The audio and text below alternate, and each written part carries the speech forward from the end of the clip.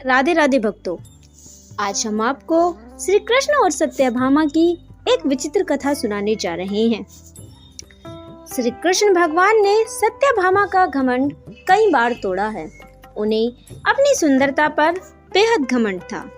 श्री कृष्ण भगवान ने सत्यभामा का घमंड कैसे तोड़ा है, इसकी एक वीडियो हमारे चैनल पर पड़ी है।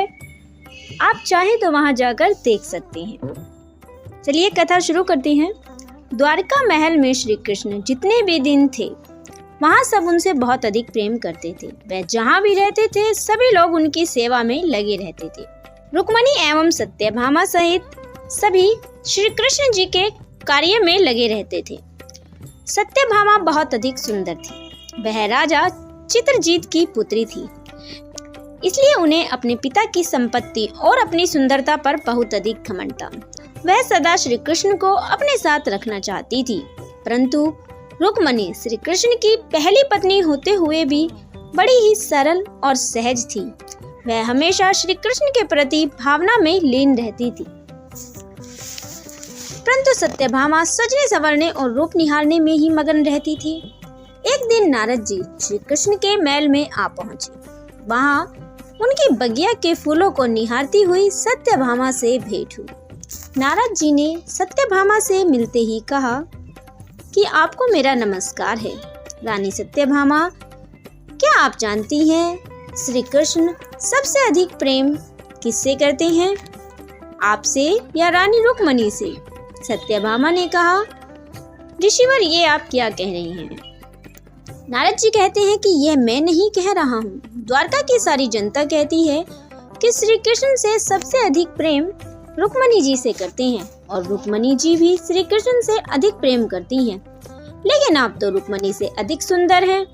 आप अपनी सुंदरता से श्री कृष्ण को बहुत ज्यादा प्रसन्न कर अपने वश में कर सकती हैं। सत्यभामा ने कहा, यह कैसे संभव हो सकता है नारद जी? नारद जी ने कहा, मेरे पास एक उपाय है। सत्यभामा ने कहा, मुनिवर, आप मुझे शीघ्र बताएं।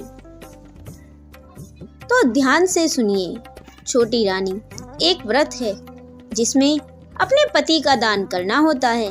कृष्ण जी के बराबर तौलकर सोना मोल ब्राह्मण को दे दे, तत्पश्चात श्री कृष्ण को वापस ले लेना। रानी सत्यभामा ने कहा, बस इतना ही? आप मुनिवर तैयार हो जाइए। मैं राजा चित्रजीत की बेटी हूँ। मेरे पिताजी के पास बहुत अधिक धन है।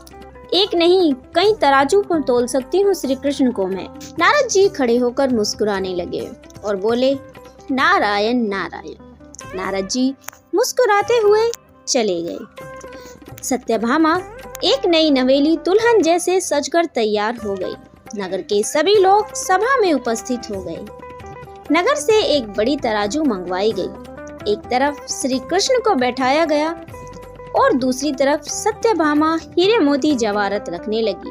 तराजू का पलड़ा झुक ही नहीं रहा था। उन्होंने दासी से अनंत जेवरात मंगवाए, सोने चांदी रखवाए, लेकिन श्री कृष्ण जिस पलड़े में बैठे थे वह टस से मस नहीं हुआ। अंत में सत्यभामा ने अपने शरीर के जेवर भी सारे निकालकर पलड़े में रख दिए, तब भी वह उनके बराबर नहीं हुआ। अब नारद जी बोले कि रानी, श्री कृष्ण के बराबर तो आप सोना तोल नहीं सकी, तो अब मैं श्री कृष्ण को ही बाजार में ले जाकर नीलाम कर दूंगा।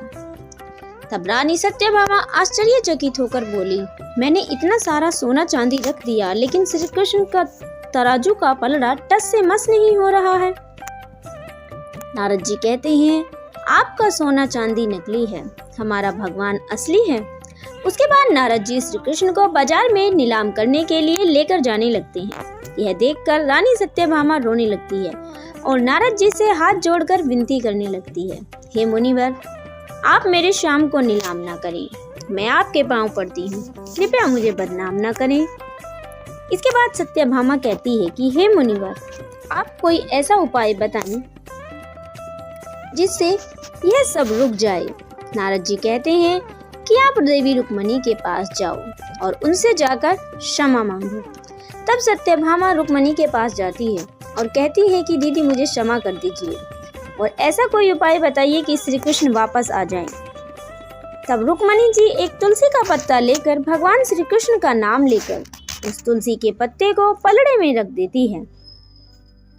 एक तुलसी के पत्ते से ही श्री कृष्ण के पलड़ा बराबर हो जाता है।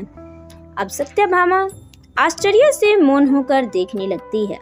तभी कृष्ण जी तराजू से उठकर सत्यभामा के पास आकर कहते हैं, देवी सत्यभामा, रुक्मणी से आप सीखें। रुक्मणी ने श्रद्धा भक्ति से एक तुलसी का पत्ता रखकर मुझे प्रसन्न किया है। भगवान सुंदरता और पैसे से प्रसन्न नहीं होते हैं, वह भाव से प्रसन्न होते हैं। हे देवी, आपके अंदर सिर्फ अपनी सुंदरता और धन का घमंड था, इसलिए तराजू का पलड़ा धन से बराबर नहीं हुआ। भगवान सिर्फ श्रद्धा और भक्ति से प्राप्त होते हैं, अभिमान से नहीं। अंत में सत्यभामा नारद जी से हाथ जोड़कर कहती हैं, मुनिवर आपको कोटि कोटि धन्यवाद, आपने मेरी आंखें खोल दी।